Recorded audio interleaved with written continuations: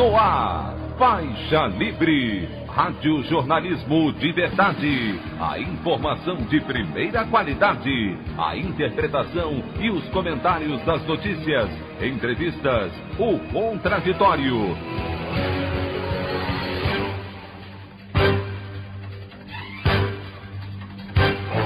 Tudo para aproximar você cada vez mais da realidade do Brasil e do mundo.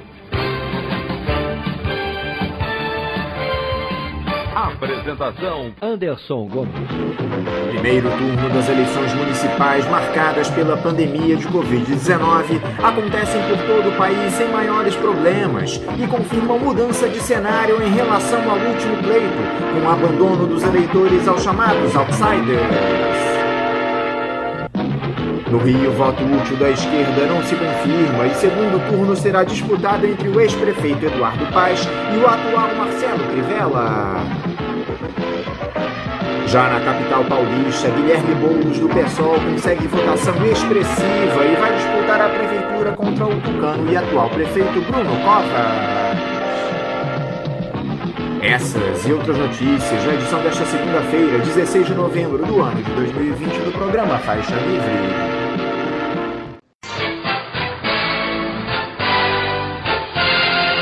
Comentário de Anderson Gomes.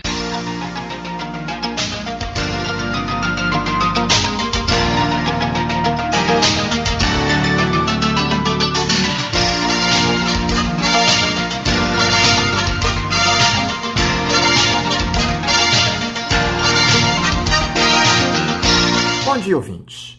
Ontem tivemos o primeiro turno das eleições municipais por todo o país que confirmaram algumas tendências que nós já vínhamos percebendo nos últimos dias. A ascensão de Guilherme Boulos em São Paulo se ampliou ainda mais nas últimas horas antes do pleito e ele chega com uma votação expressiva ao segundo turno, pouco atrás de Bruno Covas, do PSDB, que tenta a reeleição. A candidatura de Celso Russomano, como sempre, derreteu na reta final e ele acabou atrás até de Márcio França. Já no Rio, aquela ideia do voto útil em um candidato de esquerda parece que não se efetivou, ou pelo menos não surtiu o efeito necessário, já que teremos um segundo turno com Eduardo Paes e Marcelo Crivella.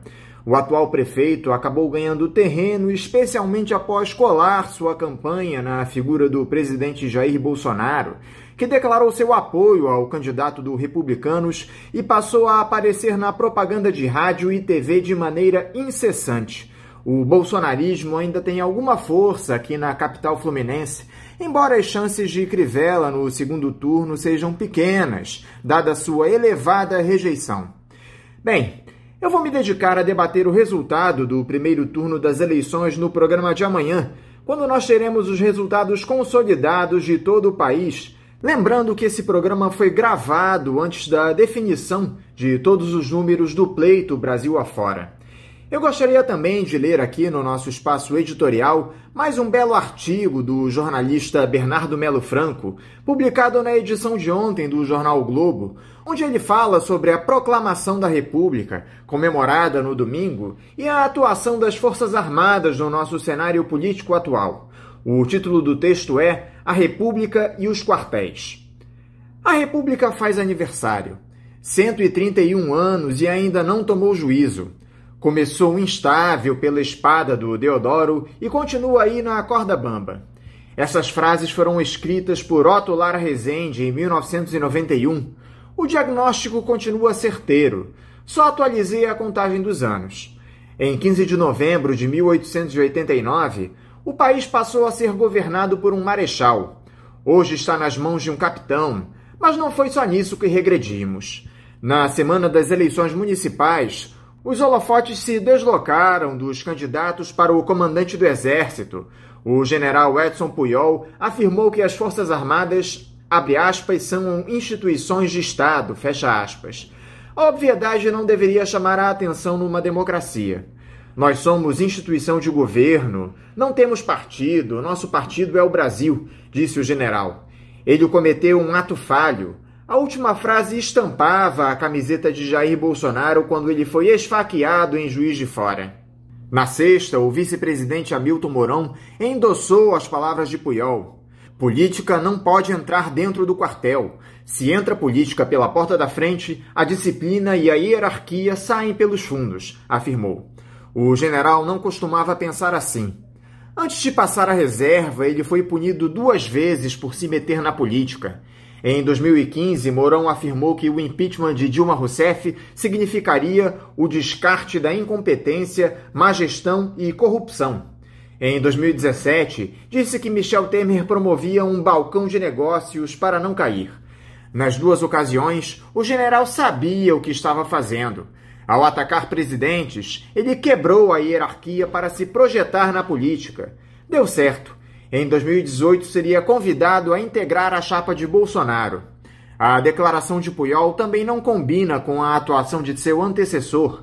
Às vésperas da eleição, o general Eduardo Vilas Boas pressionou o Supremo Tribunal Federal a negar um habeas corpus ao ex-presidente Lula. A interferência da caserna no judiciário empolgou o então candidato Bolsonaro. "Estamos juntos, general", tuitou o capitão, que seria o maior beneficiário do julgamento. Ao vestir a faixa, o presidente premiou o militar com um cargo no Planalto. A filha dele está pendurada no gabinete da ministra Damares Alves. No início do mês, surgiram novas informações sobre a atuação política de Vilas Boas. Nos meses que antecederam o impeachment de Dilma, ele teve vários encontros com o então vice-presidente Michel Temer, segundo o relato do professor Denis Rosenfield. O comandante do Exército reclamava da Comissão Nacional da Verdade, que investigou crimes da ditadura. Na mesma época, o senador Romero Jucá foi gravado dizendo que os chefes militares prometeram garantir a derrubada da presidente. Ao assumir a cadeira de Dilma, Temer deu ministérios a 2 generais ligados a Vilas Boas. Um deles assumiu a pasta da Defesa, que só havia sido ocupada por civis. Começava ali o retorno dos militares ao centro do poder. Com a vitória de Bolsonaro, os generais pensaram que voltariam a mandar no país. Agora, alguns se dizem arrependidos, mas não o suficiente para deixarem os cargos. A opinião do Faixa Livre. Bandeirantes, 1360. Estamos apresentando Faixa Livre. Voltamos a apresentar Faixa Livre.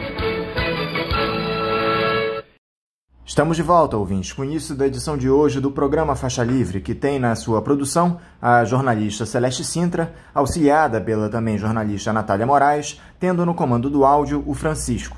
Meu bom dia a todos. E meu bom dia também a você, que pode aqui participar nos enviando mensagens eletrônicas para o endereço ouvinte@programafaixalivre.com.br ou ainda registrando suas participações diretamente nas nossas redes sociais. No Facebook, nossa página é o Programa Faixa Livre. No Twitter e no Instagram, para deixar o seu recado, basta seguir os perfis @PGMFaixaLivre. Lembrando que as participações por telefone estão inviabilizadas, pois durante o período da pandemia do novo coronavírus, nosso programa está sendo gravado no dia anterior à sua veiculação. Pedimos desculpas aos nossos ouvintes que costumam interagir conosco desta forma, mas foi a maneira encontrada pela equipe do Faixa Livre para mantê-los informados sobre o que acontece no país e no mundo com essa nossa visão crítica e, ao mesmo tempo, preservando a saúde dos profissionais que levam o programa ao ar. O Faixa Livre pode ser acompanhado também pelo nosso aplicativo para celulares com sistema operacional Android. O nome do aplicativo é Programa Faixa Livre. Os ouvintes também têm acesso à transmissão pelo nosso site, o www.programafaixalivre.com.br, ou pela página da Associação de Engenheiros da Petrobras, a AEPET, uma das nossas entidades patrocinadoras, no www.aepet.org.br.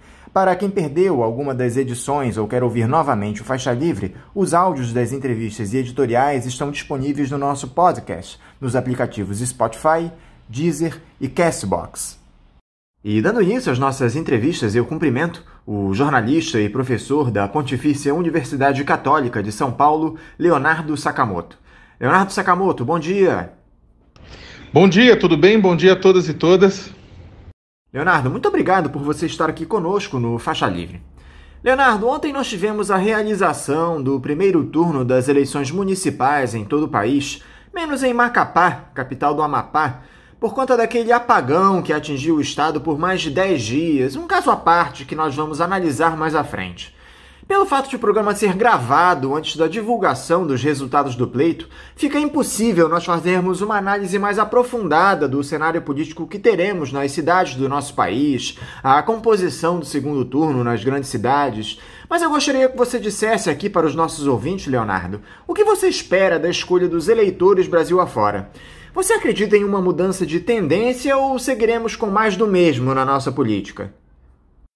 Olha, essa eleição ela pode apontar diversas coisas, né? Acho que nas candidaturas para prefeito, principalmente nas grandes cidades, a força do bolsonarismo não se manifestou, né? Pelo contrário, em alguns lugares a impressão é que o presidente foi radioativo, né? Então, ajudando, dificultando a vida daquelas pessoas que eles ungiram.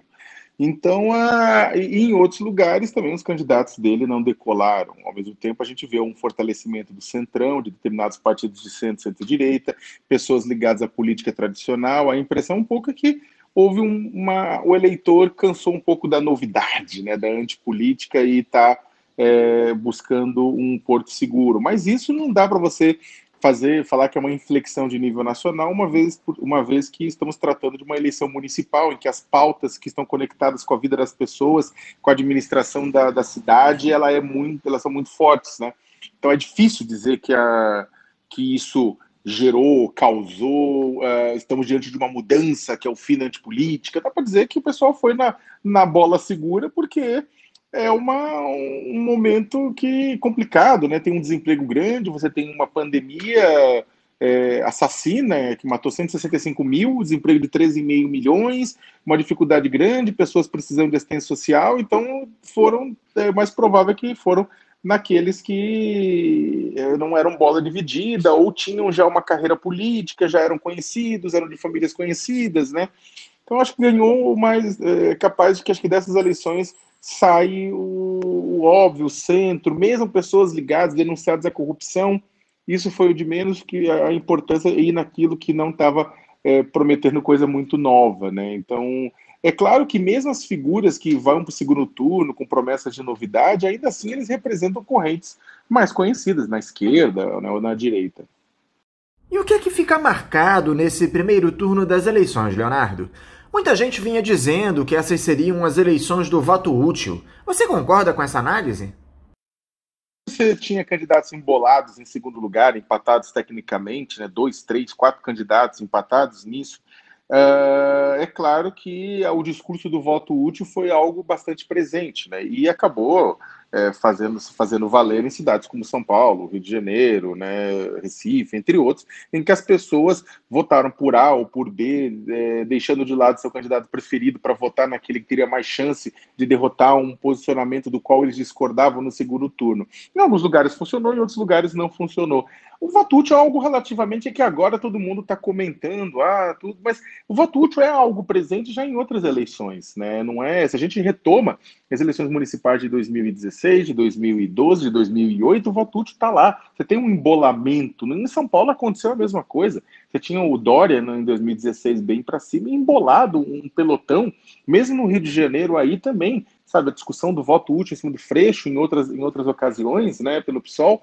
Então é uma coisa que é presente e acontece, né? Que em tempos de internet ele ganha uma nova característica, porque não é apenas o rádio e a TV que podem puxar e chamar pelo voto útil, mas até o último minuto isso acontece através de redes sociais ou de aplicativos de mensagem que você tenta mudar o voto do seu amigo, do seu primo, do seu colega, do seu vizinho, justificando que é a hora de ajudar a eleger um mal menor ou eleger alguém que está mais alinhado com o ponto de vista, né, do que especificamente votar ideologicamente num ponto. É claro que isso tem prós e contras, né? Isso é claro, isso faz parte da política, isso não é errado. Agora, é claro também que é uma questão interessante, porque as pesquisas eleitorais, elas não mostram o que vai acontecer na hora da urna, elas mostram tendências, elas mostram radiografias com tendências, né? Então, fotografias de um instante mostrando uma tendência. Então, também a discussão do voto útil também já causou muitas coisas interessantes. Por determinado momento, no governo do estado de São Paulo, na eleição da década de 90, discutia-se quem ia ser o voto útil contra o Paulo Maluf no segundo turno do governo, e aí você tinha, acho que era Marta Suplicy, Covas e Francisco Rossi, e acabou. A Marta estava melhor colocada, mas houve uma campanha para que o voto útil fosse dado no Covas, que ele teria mais chance, e o Covas acabou passando para o segundo turno, tendo roubado votos que iriam para a Marta, para evitar que o adversário fosse o Rossi, sendo que a diferença foi muito, muito pequena, né? Então, tem que se tomar também cuidado com isso, né? Pensando em segundo turno, pensando nas próximas eleições, o voto útil, ele é uma estratégia válida, mas às vezes ele pode encobrir uma realidade que as pessoas depois se arrependem. A pandemia de Covid-19 afetou de alguma forma a escolha dos eleitores, Leonardo? Diante de políticos que negaram a doença em uma série de cidades do nosso país, especialmente aqueles que defendem a retórica bolsonarista, você acredita que a nossa população tenha levado isso em conta na hora de depositar o voto? Eu acho que a população, os prefeitos que agiram minimamente conforme as regras básicas, atenuando o sofrimento da população e garantindo, ao mesmo tempo, que a derrocada econômica não fosse tão grande, ao fazer com que as quarentenas fossem seguidas de forma correta, porque garantir que você não tem um baque econômico não é fazer que nem o Bolsonaro, que falava, não, libera tudo e bota para trabalhar, porque faz com que a pandemia se arraste por mais tempo. Quem protege a economia é quem defendeu e quem aplicou uma quarentena real, decente e rápida, de forma que você fecha a cidade por um tempo curto, mais forte, e depois reabre com mais rapidez. Agora, quem atuou bem, quem não foi terraplanista, é claro que teve voto, né? O próprio em São Paulo, Bruno Covas, ele conseguiu misturar duas coisas. Ele é visto, ele vai para o segundo turno, né, como primeiro colocado. Ele é visto como alguém que enfrentou a pandemia e, ao mesmo tempo, enfrentou a própria doença, né, porque ele também vem combatendo um câncer. Então, ele mostrou alguém que, mesmo durante o combate à sua própria doença, não renuncia. São Paulo tem um trauma de prefeitos que renunciam, né, por questões pessoais, né, o Dória e o Serra foram para disputar o governo, por exemplo, e ele permaneceu lá, né? Então, isso, ele ganhou votos, e não só isso, outros prefeitos, o próprio Calil, né, ele é muito mais bem avaliado do que o governador Romeu Zema, né, o prefeito Calil em Belo Horizonte, né, em comparação ao Romeu Zema, e é claro que isso ajudou também, tem a questão do perfil agregador do Calil, mas também a questão do combate à pandemia, que ele foi duro, foi real, né, foi severo com isso, e também eleito primeiro turno, né, reeleito no primeiro turno. Então, é claro, isso gerou sim. Agora, não dá para saber, né, o que acontece é o seguinte, é que os prefeitos e governadores estavam mais bem avaliados que o próprio presidente da República com relação ao combate à pandemia. Só que também tem uma questão, os prefeitos e governadores, a gente está às portas de talvez uma segunda onda, ou tem gente que fala que nem é uma segunda onda, é uma primeira onda continuada, não repique da primeira onda, e há muito prefeito e governador que mesmo tendo combatido a pandemia de forma correta, segurou agora, evitando que as cidades entrassem numa nova quarentena, pura e simplesmente para garantir a sua reeleição ou dos seus candidatos, né? Então eu acredito que depois de 15 de novembro agora, ou depois do segundo turno, vai ter uma onda de fechamentos da economia por conta disso. Então eu também acho que uma parte dos eleitores, houve também agora, estão segurando politicamente, o que pode ter impactos na saúde da população mais para frente. Pelo menos no Rio de Janeiro e em São Paulo, Leonardo, nós vimos que o apoio do presidente Jair Bolsonaro não surtiu muito resultado, muito pelo contrário. O Celso Russomano despencou nas pesquisas de opinião aí na capital paulista, e o prefeito do Rio, Marcelo Crivella, candidato à reeleição, que colou no ex-capitão do Exército na reta final de campanha, não apresentou uma melhora significativa nos seus números. Nós poderíamos caracterizar esse movimento dos eleitores como o início de uma derrocada do bolsonarismo no nosso país, Leonardo? Eu acho que é cedo para falar de derrocada de bolsonarismo, né? Eu acredito que dá para você limitar e dizer que o presidente, como cabo eleitoral, ele não teve sucesso como cabo eleitoral, talvez como cabo eleitoral de vereador, o que é muito interessante, um presidente da República que consegue eleger vereadores, talvez em algumas cidades do interior. Mas nas grandes capitais, principalmente da região centro-sul, onde ele tem uma baixa popularidade, e ele é onde achava que talvez teria influência, ele não teve. Teve alguma, é claro, o bolsonarista raiz vota em quem ele está falando para votar, só que o resto não. Né? Então, São Paulo, ele tem 50% de rejeição, e o candidato que ele apoia também, que era o Russomano, né? Então, independentemente se a pessoa vai ou não para o segundo turno, mas olha os números, né?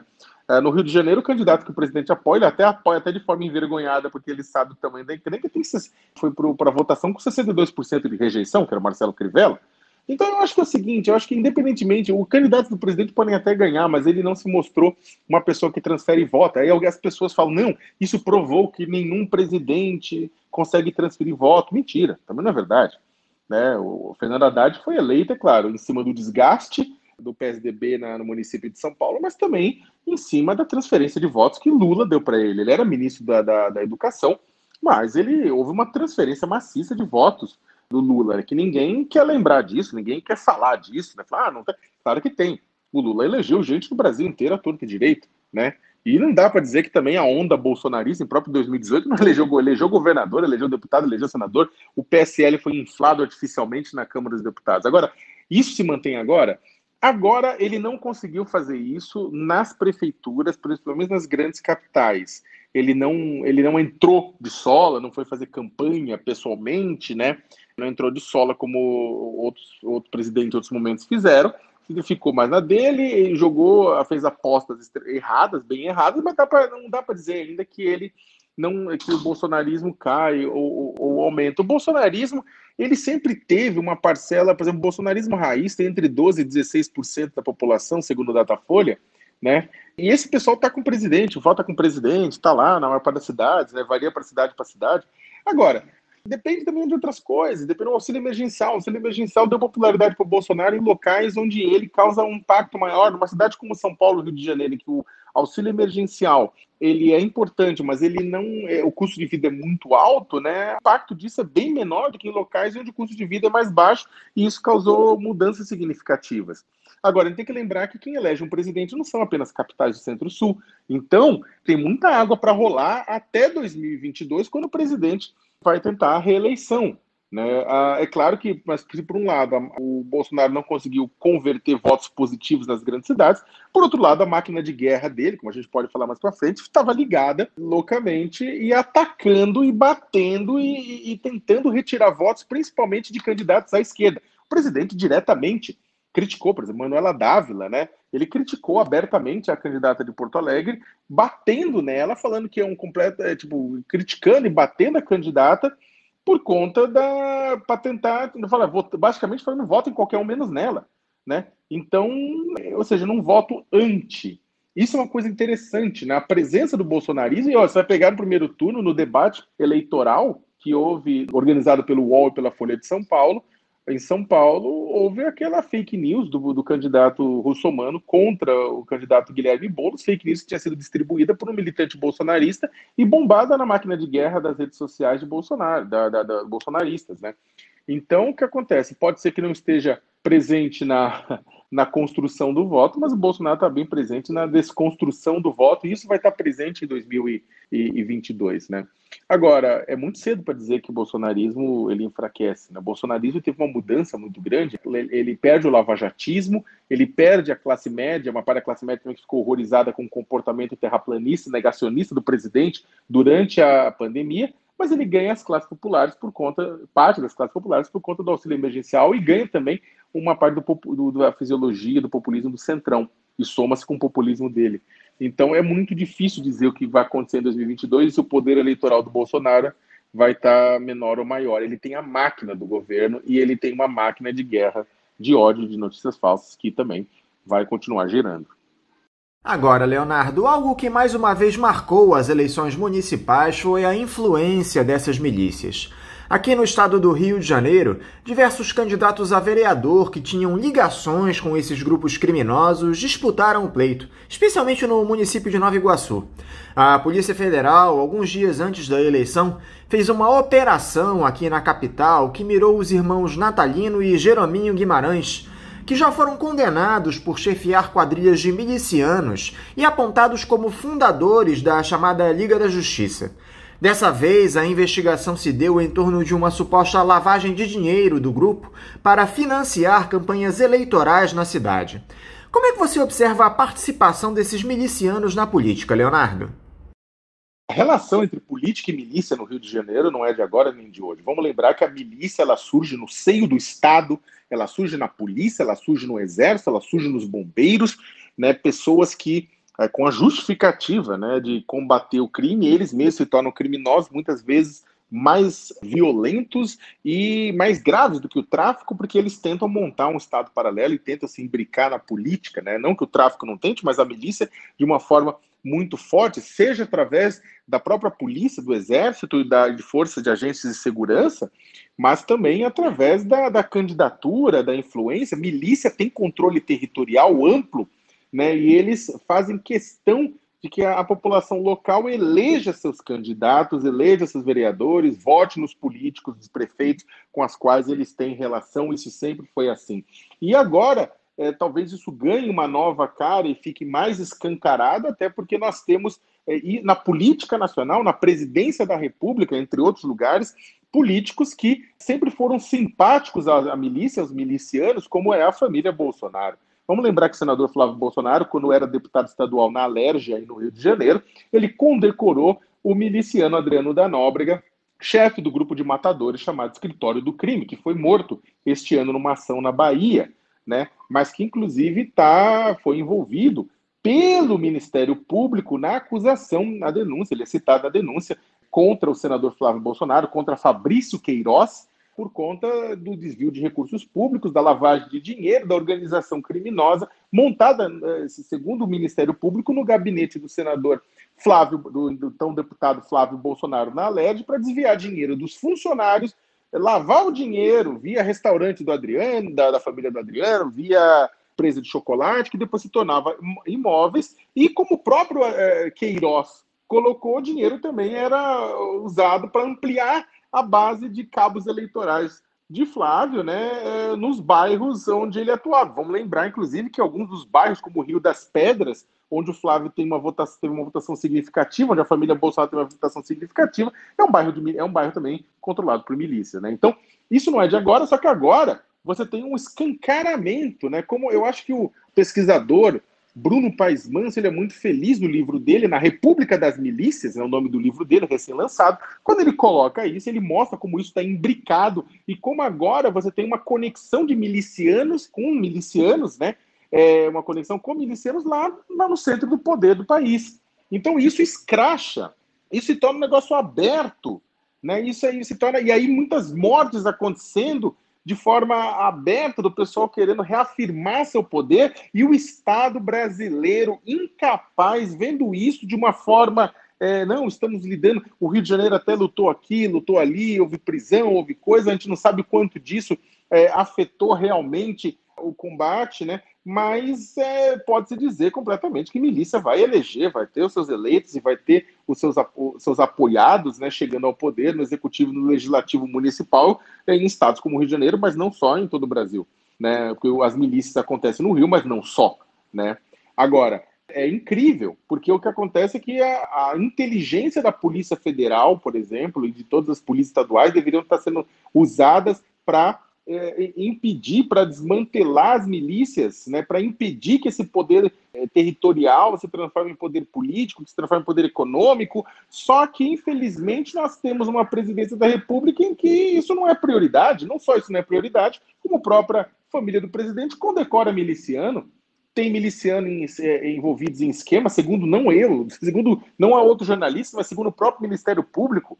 Então isso é uma tremenda ou seja, você tem o poder emanando a justificativa para que isso aconteça, a sensação de segurança, de empoderamento partindo do Palácio do Planalto, né? E de outros políticos que seguem também com isso, né? Com a ideia de que o grande, vale tudo em nome do combate à criminalidade.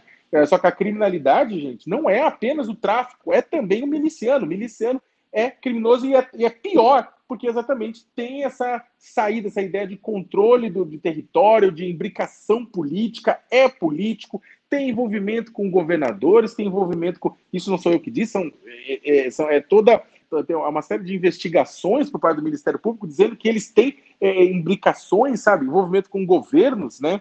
E aí o cidadão comum fica um tanto quanto rendido, porque ele ele é obrigado a pagar taxas, né? Ele não consegue eleger, se ele tenta eleger alguém, se alguém for eleito nesse território que não for meu candidato, a gente vai morrer, há ameaças, e o que acontece é que o poder público não faz nada, porque parte do poder público, inclusive, é sócio, direto ou indireto, nesse processo, ou não é sócio, ou é leniente. Tem governos que não são sócios, não são lenientes com esse processo, né, todo. Né? Então é extremamente complicado. Não só isso, vamos lembrar que a milícia, né, é acusada de ser executora, a gente não sabe ainda quem é o mandante, né? Mas é acusada de ser executora da vereadora Marielle Franco, em março de 2018. Mataram uma vereadora, milicianos, a mando de alguém, que até agora o Estado brasileiro não foi competente em dizer quem foi, matou uma vereadora da segunda maior cidade do país. Né? E isso ficou impune. Então, é um absurdo, é um completo absurdo. E como se rompe essa lógica das milícias, Leonardo? Nós sabemos que os tentáculos desses grupos criminosos se expandem cada vez mais no nosso país. Não por acaso nós temos um miliciano na presidência da República. Mas como é que se combate essa lógica de dominação de território e exploração de serviços promovida por esses agentes que se utilizam do monopólio da força do Estado para coagir as pessoas e ampliar seus negócios escusos? Então, olha, primeiro, o Estado brasileiro deveria funcionar, as instituições deveriam funcionar corretamente, o setor de inteligência da polícia, ou mesmo da Agência Brasileira de Inteligência, deveria se dedicar para tentar entender, para tentar fornecer subsídios para a investigação e prisão dessas pessoas. Né? Agora, a ABIN parece mais interessada em investigar organizações não governamentais que combatem o desmatamento na Amazônia e padres e bispos que discutem o sofrimento de povos amazônidas do que ir atrás de miliciano. Ao mesmo tempo, nós temos uma Polícia Federal que o presidente da República fez de tudo para tentar mudar para tentar influenciar na escolha de superintendente no Rio de Janeiro, ou mesmo no comportamento da Polícia Federal no Rio de Janeiro. Ele não queria familiares ou amigos dele sendo alvos. Então, sabe, e considerando que o próprio presidente da República é uma pessoa que várias vezes já elogiou, já se curvou a milicianos, né? Então você imagina o tamanho da encrenca. Se os órgãos e as instituições de investigação e de inteligência nacionais não podem ajudar nisso. Ao mesmo tempo, você tem uma polícia, tem problemas, você tem problemas em que a própria polícia local está envolvida ou está inserida nesse processo. Você tem que ter uma atuação nacional, você tem que ter a atuação do Congresso Nacional, tem que ter a atuação do Supremo Tribunal Federal para garantir que essas organizações, para que esses grupos sejam efetivamente punidos. Só que não é isso que a gente tem visto, né? Não é isso que a gente tem visto. A gente tem visto que esses elos políticos, eles continuam. É difícil você chegar e falar, olha, cabe ao eleitor votar de forma correta. É claro que cabe. Mas você acha que em muitos eleitores você tem voto de... Em muitos lugares controlados por milícia, praticamente você tem voto de cabresto. Só que ao invés de você dar alguma coisa, um chinelo, uma cesta básica, você dá, olha, você não vai morrer, a gente não vai esculachar os moradores se tal pessoa for eleita. Você tem curral eleitoral no Rio de Janeiro com fuzil, né? Não é chinelo, não é cesta básica, que já era tosco, mas agora é fuzil, né? Então, você tem que ter, isso também nasce num processo de que você vai adiante numa guerra às drogas que alimenta uma justificativa de combate, de guerra a grupos de facções criminosas, que só fortaleceu essas facções e fortaleceu as milícias. Então, por exemplo, quer começar a fazer isso, começa a rever a questão do combate da guerra às drogas, para de fazer esse combate doido do jeito que está fazendo, que só joga gente só joga soldadinho pequeno para dentro de presídio para alimentar o PCC e ao mesmo tempo justifica a compra, o armamento ou a ação desses outros grupos, né? E você tem, é claro, você teria, no caso, toda uma discussão de punição, né? De investigação e punição desses elos. A justiça tem que punir. Quando você coloca que um senador, então deputado estadual, então senador da República, tinha participado de uma organização criminosa com um miliciano e não acontece nada, não acontece absolutamente nada com ele, se não acontecer nada com ele, você manda fechar o país e entrega de uma vez, né? Ou seja, a justiça tem que deixar de ser covarde também, sabe? A justiça tem que fazer o seu papel. Eu não estou falando de condenar ou não condenar, eu estou falando de apreciar numa velocidade que seja hábil para isso servir de exemplo.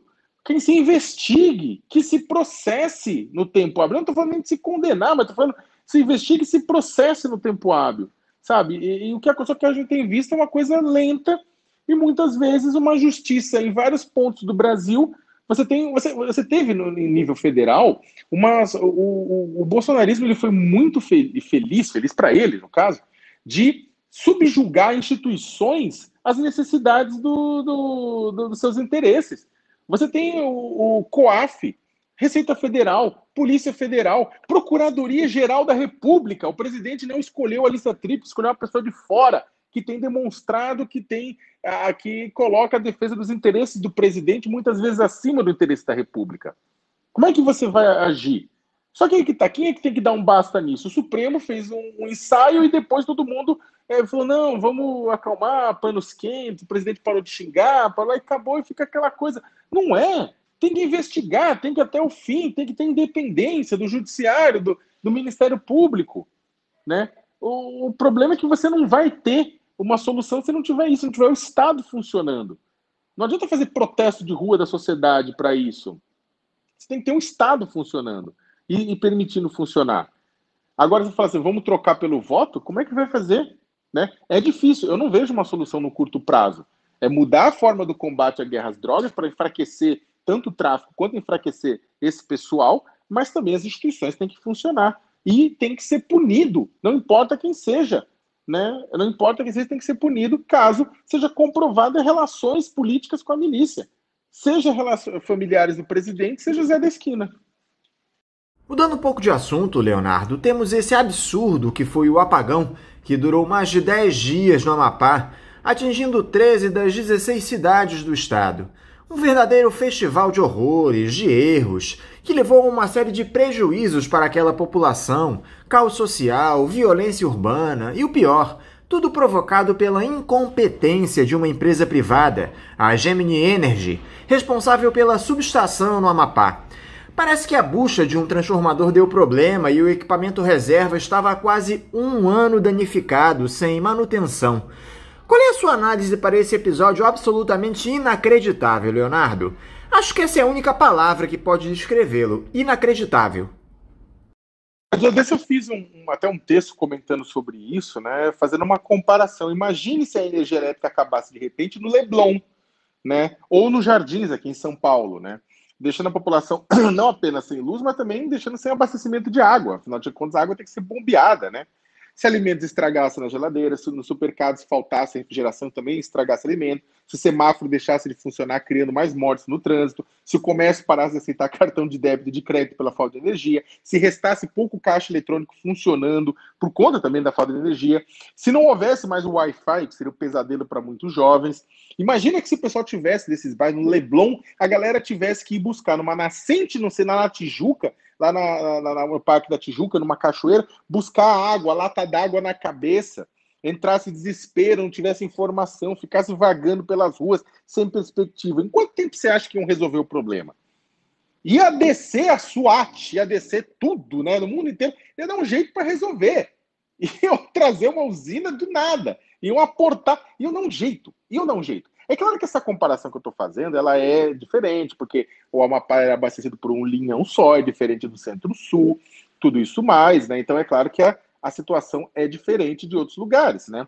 Agora, a comparação, ela também não é tão hipotética, né? Vamos ser sinceros, se jovens da Barra da Tijuca ou de Ipanema fossem mortos na mesma velocidade por traficantes e milicianos, pela mesma velocidade com que morre jovem pobre negro da região oeste da Zona Norte, da favela, a elite aí do Rio de Janeiro já tinha resolvido o problema da segurança pública na cidade. no Amapá, onde o apagão atingiu 90% das pessoas e demorou a voltar, e voltou em forma de rodízio, e o rodízio está queimando eletrodoméstico do pessoal, o rodízio, inclusive, não chegou na área mais pobre, a situação não resolve, sabe? O pessoal, e não resolve por quê? Porque é no Amapá, ponto. Porque no Amapá não tem cidadania. Porque da mesma forma que nos morros cariocas também não tem cidadania. Na periferia do Rio pobre não tem cidadania. Cidadania é uma coisa para gente rica no Brasil. A verdade é essa, não tem muita discussão. A gente discutiu, inclusive nós da imprensa discutimos mais tempo a eleição norte-americana do que o que aconteceu no Amapá. Porque isso influencia na vida? Claro. Mas a gente também não podia deixar de lado e tinha que retratar com fidelidade para mostrar o que aconteceu lá. Se tivesse que acontecido numa região nobre do Rio de Janeiro ou de São Paulo, que aconteceu no Amapá, já tinha rodado o prefeito, governador e presidente. Né? Mas não é minha culpa, disse o Bolsonaro, a responsabilidade é da empresa privada, né? Ele falou que a responsabilidade é da empresa privada e não do Estado nem da União. Ou seja, praticou o esporte preferido dele, que é o arremesso de responsabilidade, né? Agora, a agência a ANEEL, que é a agência reguladora, é federal. O Bolsonaro já disse uma vez no começo deste ano que ela não é autônoma, mas ela não é soberana, que o governo federal pode mandar, né? Ou seja, e não mandou, e não garantiu que a ANEEL ficasse verificando a qualidade da situação elétrica. Você bota um monte de indicado lá para governar, fazer politicagem, mas não para controlar do ponto de vista técnico. A Justiça determinou um prazo para retornar a energia, o ministro das Minas e Energia falou que não ia rolar, e a resposta é aceitável, por quê? Porque é no Amapá, não é em Leblon, não é em Ipanema, né? O Amapá só ganhou o direito de estar no mapa por causa da campanha #SOS Amapá, que, convenhamos, é suprema humilhação para os brasileiros. É a mesma coisa que o Amapá dissesse: ei, Brasil, eu existo, né? Olha, eu não desejo para nenhum lugar, estou comparando com Leblon, com Barra da Tijuca, com Ipanema, mas eu não desejo para nenhum lugar do Brasil o que aconteceu no Amapá. Mas o Amapá nos lembra que cidadania é censitária, depende de quanto você tem na conta bancária e depende de que lugar você está do país. Não é para qualquer um. E também nos lembra que a gente não tem governo, né? Como era de se esperar, a Eletrobras é que teve de ir lá no Amapá resolver o problema provocado pela iniciativa privada, Leonardo. E esse não é o único grande estrago provocado por uma empresa que foi privatizada no nosso país nos últimos anos. Não podemos esquecer as duas tragédias ambientais com barragens de rejeitos de minério nas cidades mineiras de Brumadinho e Mariana, ambas tendo a Vale como controladora. A cada dia nós temos mais exemplos, Leonardo, de que a entrega das nossas estatais só traz lucros para quem adquire as companhias. Quem fica com prejuízo é sempre a nossa população. Primeiro, isso mostra que a questão que o Brasil, as agências reguladoras do Brasil não funcionam corretamente, né? E se funcionasse, as empresas privadas elas teriam que andar na linha. Só que aí, se as empresas privadas tivessem que andar na linha, elas iam falar que não tem dinheiro para tocar as coisas, né? Ou que isso não dá lucro como deveria dar. E aí a gente tem uma segunda questão. O problema não é a empresa ser privada, ser pública, mas é o fato de que determinados serviços ou determinados locais só vão ser abastecidos por empresas públicas que não têm interesse num retorno financeiro, ou não deveriam ter interesse no retorno financeiro em primeiro lugar, mas sim garantir qualidade de vida e dignidade para a população. Sabe? Não é, mas vamos garantir mercado. Não, às vezes não vai ter, a população não tem nem dinheiro para pagar direito, ou não tem recursos, ou o Estado ele é muito periférico para garantir isso do ponto de vista da economia. E aí, na hora H, quando é necessário, faz o quê? Busca-se quem vai resolver o problema é o Estado, não é estatal, é o Estado. Aí o Estado é chamado para resolver, a Eletrobras é chamada para resolver, e tudo isso mais, né? Então é o seguinte, no Brasil, e aí falando de privatização de uma maneira geral, eu acho que eu não demonizo a ideia de privatização, mas eu acho que tem que se pensar muito bem se é capaz do mercado regulado obrigar as agências e o governo obrigar que as empresas prestem o serviço decentemente, e se essas empresas elas vão prestar esse serviço decentemente. Ou se, na verdade, tudo que está acontecendo é um esquema para facilitar e para garantir que meia dúzia de pessoas ganhem dinheiro, né? Eu acho, bem sincero, que na sinceridade mesmo, que o que a gente criou no Brasil é um sistema de privatização que muitas vezes mas acaba gerando, olha, gerou ganho aqui é melhor, a telefonia ficou melhor. Sim, mas na maior parte das vezes você vai ver você tem sempre um problema. Você pode não ter o problema principal, mas você vai ter um problema. E aí esse problema vai ser resolvido sempre pela coletividade, ou seja, uma privatização de lucros e uma socialização dos prejuízos, né? Isso também é um alerta para a própria... Houve agora a questão toda do saneamento, a possibilidade do marco regulatório, de entregar para a iniciativa privada. Eu quero ver o que vai acontecer daqui a 30 anos com relação à questão de água em locais periféricos onde você não tem interesse de mercado. Vai ser igual o que aconteceu com a Amapá? Ai, deu pau, a empresa fez bobagem, e não tem água, e não tem que ir lá, e pede ajuda para o Estado. Vai ser a mesma coisa? Isso aqui é um ensinamento. As pessoas ficam louvando como se tudo que fosse privado é bom e tudo que fosse público é ruim. Ou vice-versa, e não é assim. Né? Só que a questão é que tem que ser colocado caso a caso. E no caso do Amapá, era uma bomba planejada para explodir. O Estado inteiro não pode ficar dependente de apenas do sistema como estava. Né? 90% da população do Estado.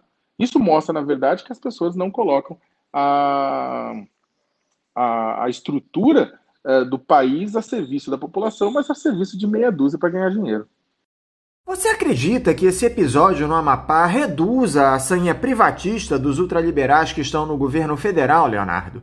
O Paulo Guedes andou dizendo nos últimos dias que estava bastante frustrado por não conseguir vender nenhuma estatal em 2 anos de gestão.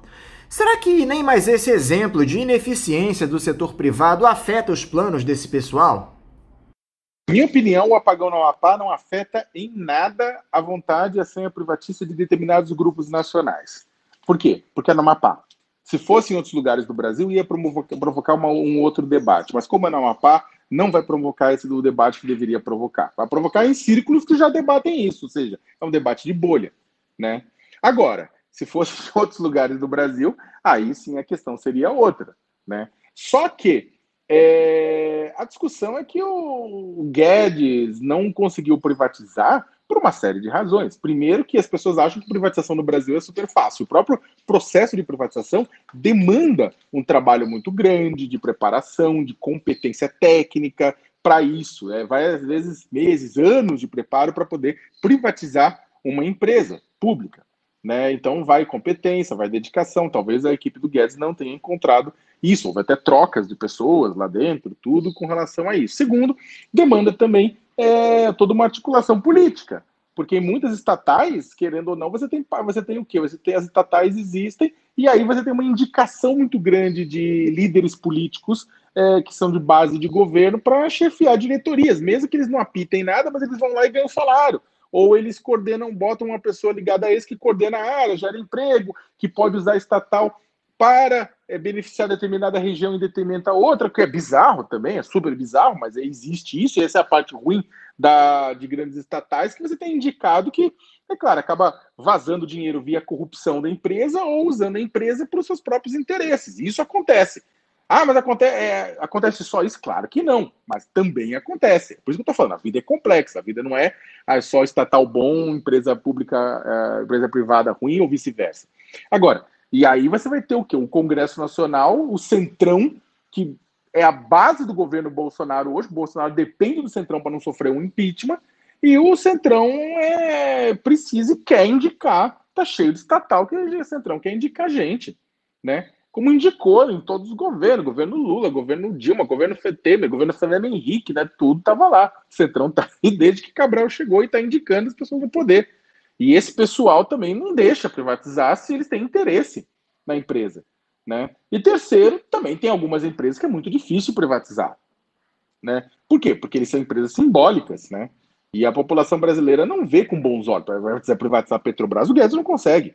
O Guedes não consegue. Pode tentar, mas não consegue. Né? A Petrobras é por demais estratégica e simbólica para ver essa privatização. Né? E agora, a Petrobras já é uma empresa de capital misto, né? Ela não é uma estatal completa, né? Da mesma forma que o Banco do Brasil é uma empresa de capital misto, ou seja, tem capital privado e capital público.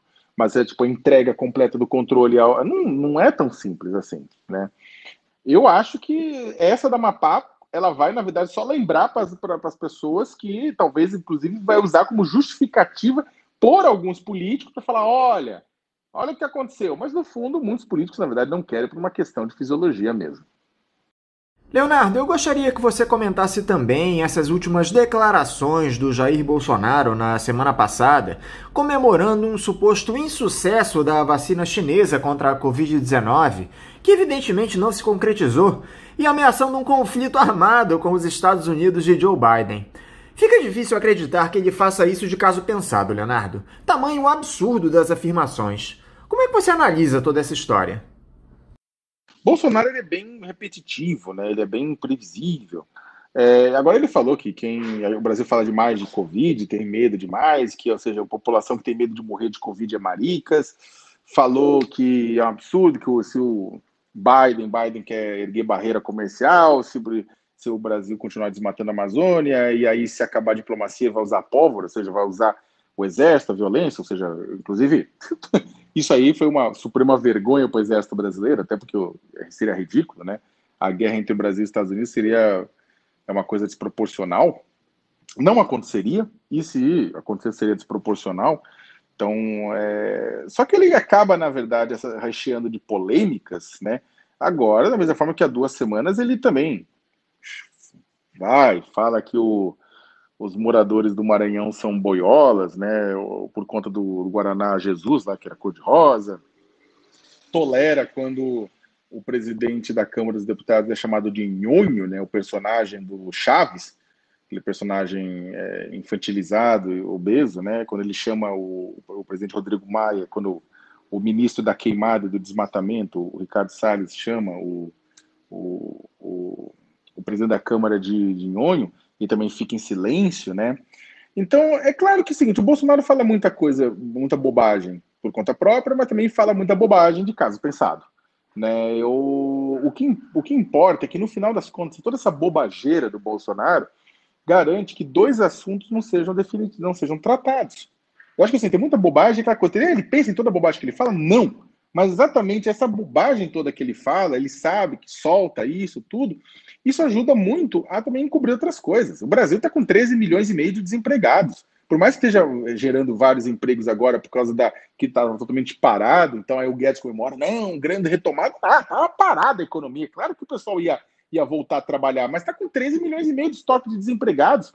Quero ver, como é que a quantidade de desempregados, quando na hora que acabar o auxílio emergencial agora, vai acontecer o quê? A economia está em maus lençóis, né? Não tem plano, não tem projeto para crescimento de emprego, está tudo na inércia.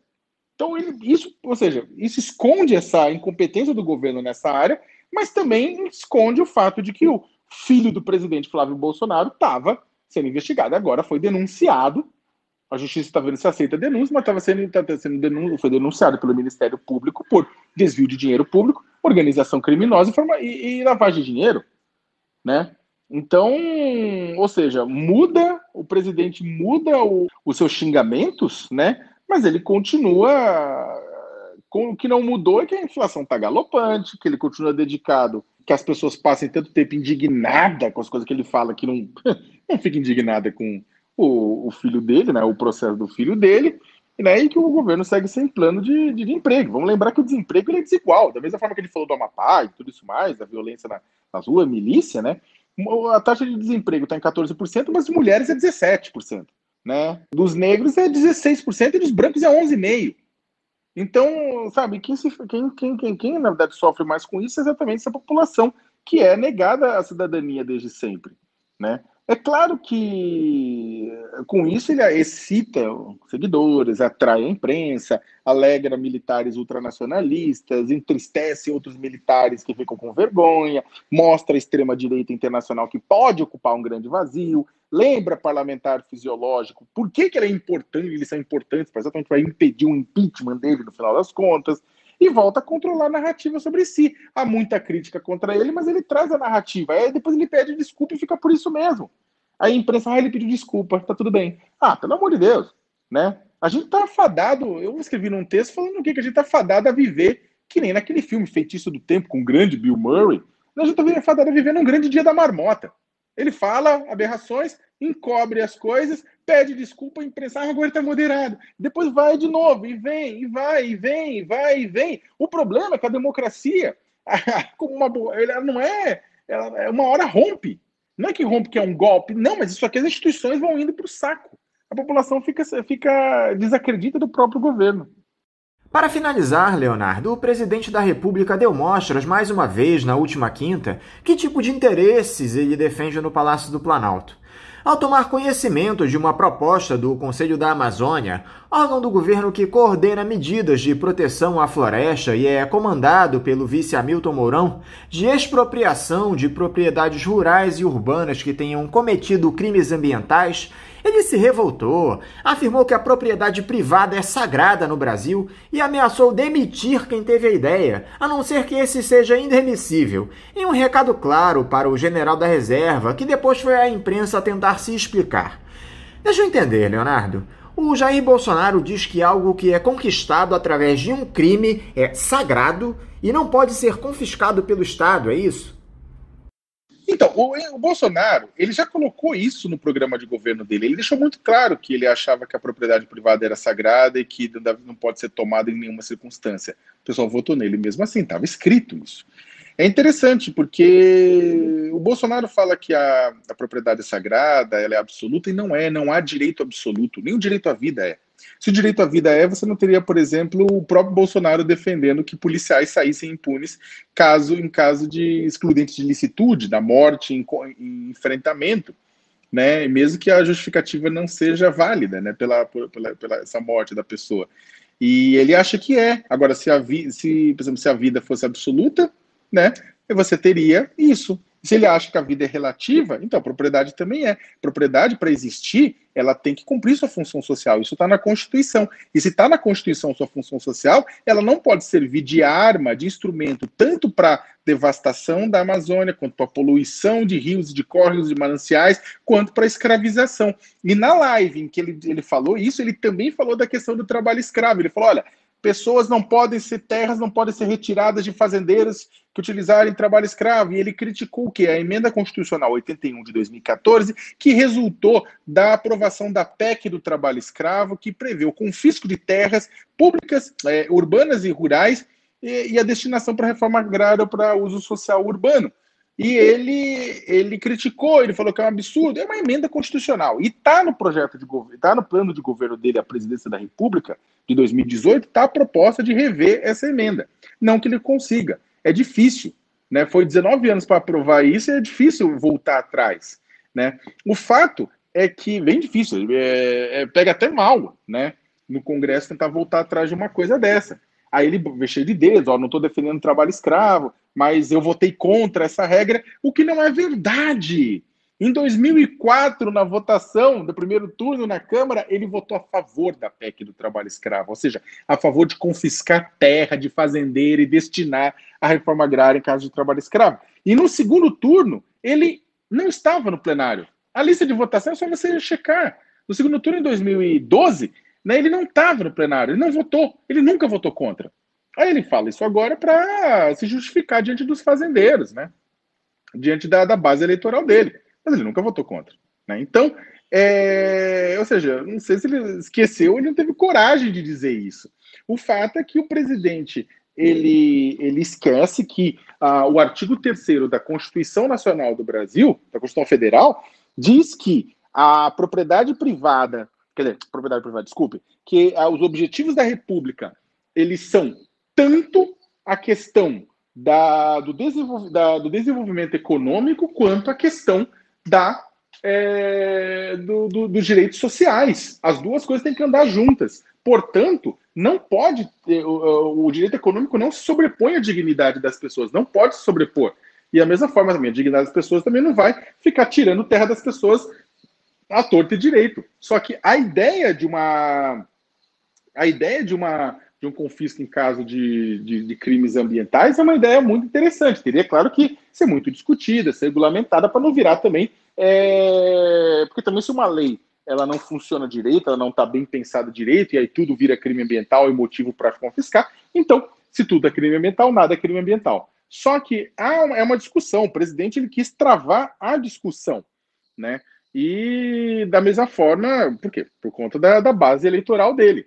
O problema é que, e talvez, é claro, isso não vá. Eu achava que isso não ia ser aprovado no Congresso de jeito nenhum, né? Mas a forma como ele trata isso é muito mais para fora, para dentro. Ele poderia ter dado uma ordem, gente, isso aqui não vai discutir não, né, internamente. Ele simplesmente bloqueia isso publicamente para dar um recado para os fazendeiros. Leonardo Sakamoto, muitíssimo obrigado por mais uma vez você dialogar conosco aqui no Faixa Livre. Eu te desejo uma ótima semana de trabalho e um forte abraço. Prazer foi meu, eu agradeço novamente o convite para conversar com vocês, estou totalmente à disposição nas próximas vezes. Desejo uma boa semana para todo mundo e fiquem de olho que as eleições não terminaram em muitas cidades, vão terminar só daqui no final do mês. Um abraço a todas e todas. Conversamos aqui com o jornalista e professor da Pontifícia Universidade Católica de São Paulo, a PUC, Leonardo Sakamoto. Vamos agora ao nosso primeiro intervalo. Voltaremos já já. Voltamos a apresentar Faixa Livre. Já voltamos, ouvintes, e agora eu saúdo o diplomata e ex-ministro dos governos Itamar Franco, Lula e Dilma Rousseff, Celso Amorim. Celso Amorim, bom dia. Bom dia, muito obrigado pela oportunidade de falar aqui no Faixa Livre. Um grande prazer de conversar com vocês. Celso, eu quero te agradecer por mais uma vez você aceitar conversar conosco aqui no Faixa Livre. Celso, nós temos esse cenário complicado lá nos Estados Unidos, provocado pela insistência do atual presidente Donald Trump em negar a derrota eleitoral para Joe Biden no pleito presidencial, uma situação até onde eu sei inédita por lá. Todos os veículos de comunicação já confirmaram o resultado das urnas. Uma série de políticos do Partido Republicano, o mesmo do ainda ocupante da Casa Branca, já parabenizaram o democrata pela vitória, bem como líderes de uma série de países do mundo. Mas o Trump segue alegando fraude nas eleições, especialmente nos votos enviados pelos Correios. Primeiro, Celso, eu gostaria que você analisasse esse cenário de um presidente que se recusa a aceitar a derrota nas urnas. Você já tinha visto algo parecido em uma democracia? Nada parecido. Nada parecido porque, veja bem, mesmo quando houve aquele problema na Flórida, na eleição do Al Gore, que o Al Gore tinha, inclusive, maioria do voto popular, que não é o caso. Não é o caso de jeito nenhum do Trump. O Biden teve 5 milhões de votos a mais do que ele, uma vitória para os padrões americanos até relativamente alta, a maior das últimas 4 ou 5 eleições. Então, não tem nenhuma, digamos assim, mesmo que não tivesse uma legitimidade legal, mas poderia ter uma motivação política justificável até certo ponto, compreensível. Não tem. E mesmo naquela ocasião, o Al Gore finalmente aceitou, né, a derrota que foi estipulada. Então, nesse caso, são 3 ou 4 estados que farão a diferença, não há como mudar isso. Políticos republicanos, inclusive o presidente Bush, que é o único ex-presidente republicano vivo, ele diz que é direito do Trump recorrer, mas diz que o resultado é claro e não há como. Então, eu acho que isso aí é uma coisa muito grave, porque é uma instabilidade no sistema que não se imaginaria que existisse. Muito grave mesmo, e é uma instabilidade baseada numa percepção da presidência nos Estados Unidos que contraria tudo, desde os fundadores lá da República Norte-Americana. Se você for ler, por exemplo, o livro do Tocqueville, Democracia na América, né, a preocupação em diferenciar a República da monarquia, e o Trump age como se fosse um monarca, e monarca absoluto. Então é muito preocupante. As ações são todas elas preocupantes, vamos ver o que acontece. O mais impressionante, Celso, é que o Trump age como se fosse o vitorioso nas eleições. Ele negou o acesso das informações sigilosas do governo à equipe de transição do Joe Biden, assim como os recursos destinados a esse fim. A Casa Branca ordenou que as agências federais preparassem a proposta de orçamento para o ano que vem. Ou seja, ele está convicto de que seguirá como presidente dos Estados Unidos. Como é que se reage a uma situação como essa, Celso? Como é que as instituições atuam em um cenário como esse? O problema nos Estados Unidos é que a contagem oficial é muito demorada, né? Ainda mais independentemente até de haver os pedidos de recontagem. Então isso cria o ambiente que permite ao Trump essas ações. As ações são totalmente absurdas. Como eu disse, ele age como um monarca que não quer ceder o poder. Crescentemente, isso vai causar um desgaste muito grande para o próprio Partido Republicano. Mas ele tem seguidores que são muito fanáticos, são seguidores da extrema-direita, são seguidores motivados por razões pessoais e econômicas, mas também religiosas às vezes, como essa luta contra o aborto, enfim, ou digamos essa concepção que é muito expandida nos Estados Unidos de poder levar armas, né? Infelizmente isso está também se refletindo aqui no Brasil. Eu acho que, na realidade, o que o Trump está fazendo já é, até certa medida, um início de golpe, né? Mas eu acho que, no final, o golpe não dará certo. Essa tese de golpe lá nos Estados Unidos, que foi colocada por algumas pessoas, Celso, acabou ganhando força depois que o Donald Trump realizou mudanças nos principais cargos civis do Departamento de Defesa, retirando algumas das autoridades mais experientes e as substituindo por outras consideradas leais a ele. Você acredita nessa hipótese de um golpe do atual presidente para se manter no cargo, Celso? As instituições por lá se renderiam a esse tipo de ação do Trump, como acontece de maneira recorrente aqui na América do Sul?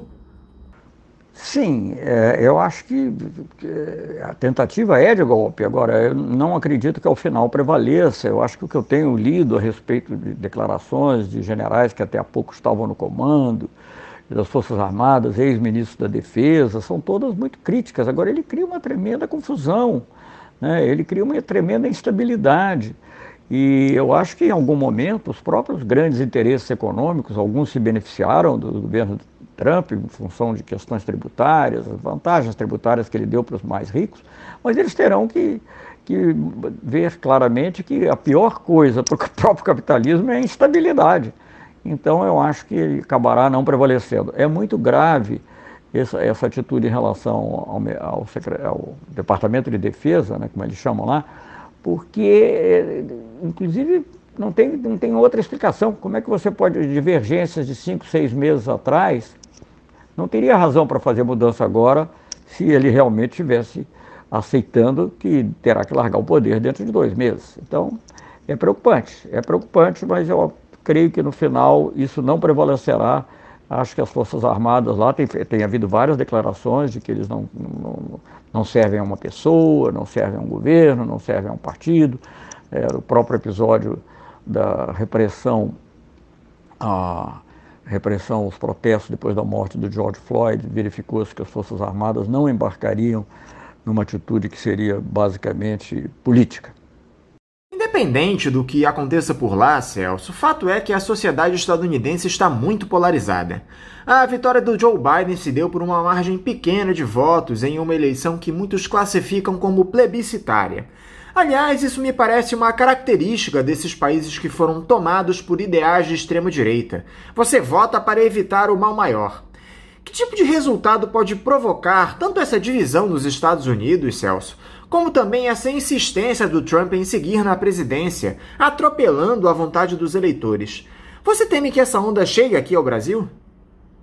Essa onda já está no Brasil, né? Aliás, o presidente brasileiro está participando dela pela forma de se referir ao Biden como candidato. Não só não ter cumprimentado, que já é uma grosseria, um gesto, a ausência desse gesto político, evidentemente, vai apenas agravar a situação que seria, de qualquer maneira, difícil entre o presidente Bolsonaro e o presidente Biden, mas digamos assim, até uma tentativa de estímulo a essa ação.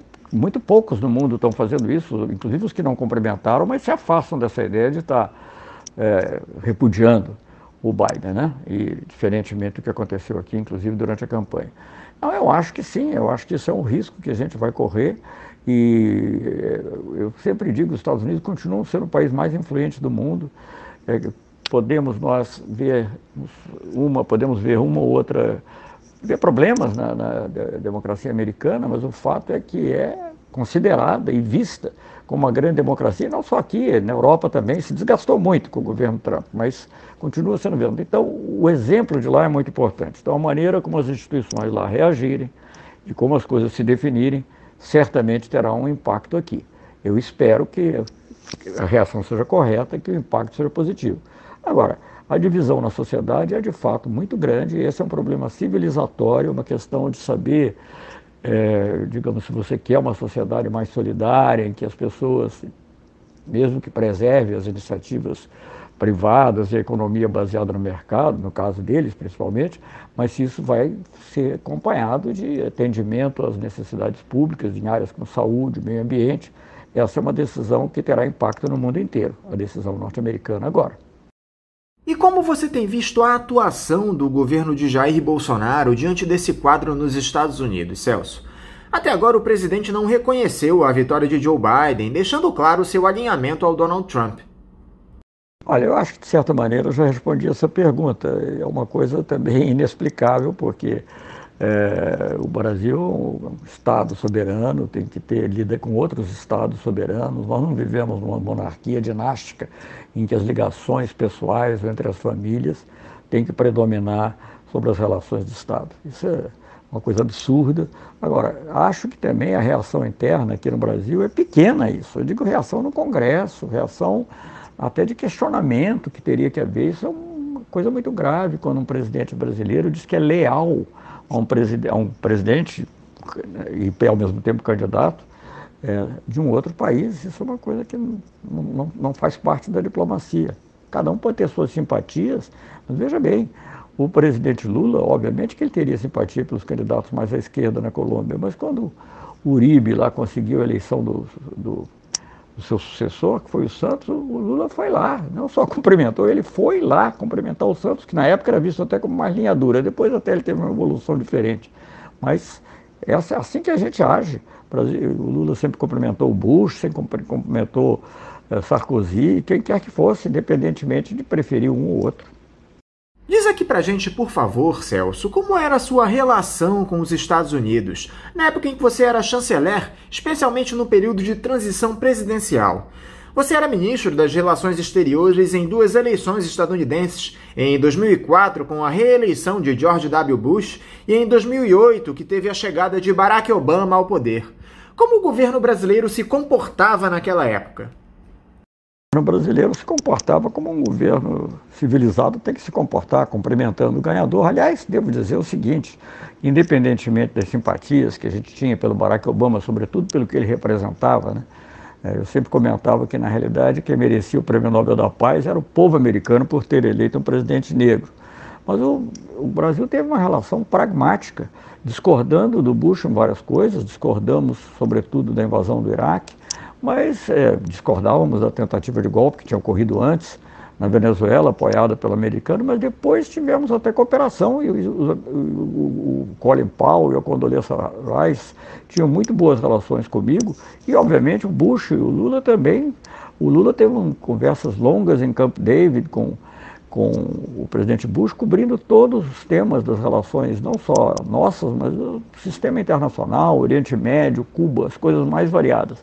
Então, é um pragmatismo que tem a ver com as relações de Estado, que são muito mais importantes que as relações entre as pessoas. Falando em Bolsonaro, Celso, o presidente da República, na semana passada, foi protagonista de 2 episódios inacreditáveis, 2 declarações que ele deu. Primeiro, comemorando um eventual insucesso nos testes da vacina chinesa contra a Covid-19, quando houve a morte de um dos voluntários que acabou não tendo qualquer tipo de vínculo com o imunizante. Depois, aquela ameaça de guerra aos Estados Unidos, caso Joe Biden confirmasse a ameaça de sanções comerciais ao Brasil por conta da inação do país no combate ao desmatamento. Dá para analisar mais esses absurdos proferidos pelo Jair Bolsonaro, Celso? Eu fico sempre na dúvida. Será que ele pensa antes de falar esse tipo de coisa? Olha, se pensa, não sei. Mas ele age de acordo com uma agenda. Outro dia estava conversando com alguém e ele dizia, não, o Bolsonaro e o Trump, eles têm projeto. Eu acho que eles não têm projeto, eles têm uma agenda. E a agenda é uma agenda destrutiva. E no caso específico nosso, acho que a ligação do grupo todo, do presidente, na prática do chanceler, não sei que ligações pessoais ele tinha ou deixou de ter antes,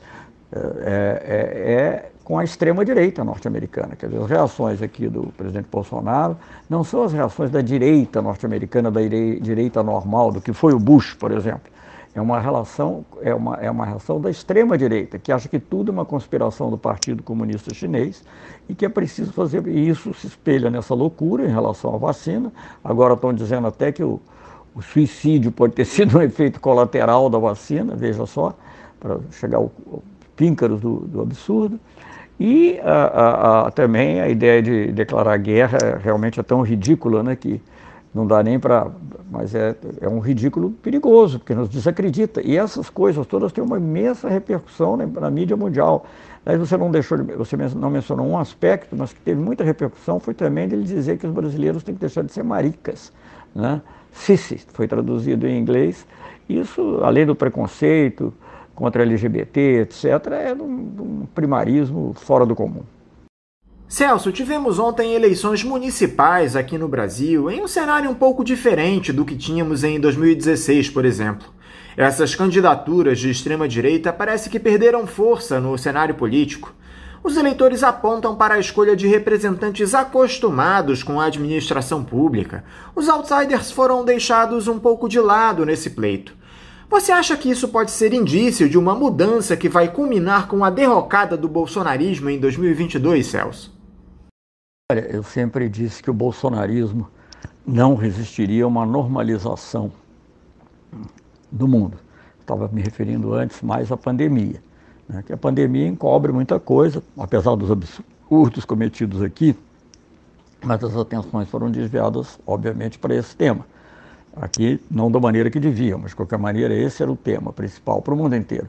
E com a normalização do mundo pós-pandemia, que deverá vir, embora agora estejamos vendo essa recaída, né, na Europa e vários países, mas fatalmente ocorrerá, o bolsonarismo não se sustenta nesse mundo. E a eleição do Biden, a meu ver, é parte dessa normalização. O Trump é uma figura, eu sei que ele representa mais ou menos metade, talvez um pouco menos da metade do eleitorado norte-americano, isso não é desprezível, mas ele é uma anomalia mesmo dentro do capitalismo, mesmo dentro de uma visão hegemônica dos Estados Unidos. Então eu acho que dentro dessa normalidade, o bolsonarismo, no que diz respeito às suas atitudes em relação ao clima, às suas atitudes em relação aos direitos humanos, às suas atitudes em relação à política externa, inclusive, por exemplo, a agressividade com relação à Venezuela e a outros países, Bolívia aqui, ela já não cabe mais.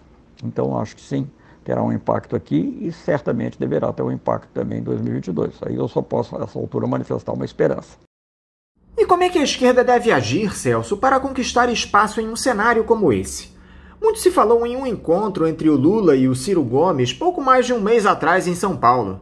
Você que é muito amigo do ex-presidente, sabe como é que foi esse encontro, Celso? O que eles discutiram? Pode sair dessa reunião o embrião de uma aliança entre Lula e Ciro para 2022? Eu, pessoalmente, não vou falar em nome do presidente Lula, porque ele, quando achar que tem que falar, ele fala. Eu sou amigo dele, mas eu respeito lá, digamos, a decisão dele de falar ou deixar de falar. Do meu ponto de vista, é claro que eu acho que no Brasil a gente precisa de duas frentes, na realidade. Uma frente progressista, digamos, um núcleo mais voltado para as reformas, para questões trabalhistas, para as questões do emprego, as questões, enfim, da saúde pública, etc. E tem que ter uma frente também democrática, que lute pela normalidade. E a gente tem que trabalhar com esses dois parâmetros. Eu não vou me deter em nomes aqui, porque é muito cedo. A gente não sabe direito como é que vai, que quadro, que cenário a gente vai encontrar do ponto de vista jurídico, do ponto de vista político, então é um pouco cedo. Mas sim, tenho a esperança que de alguma forma, as forças progressistas, certamente as forças progressistas possam estar juntas, e as forças democráticas também naquilo que nos une. Agora, não dá para usar, digamos, a necessidade de dar uma frente democrática para fazer uma manipulação e apoiar todos esses candidatos que estiveram por trás do golpe contra a Dilma e contra o Lula.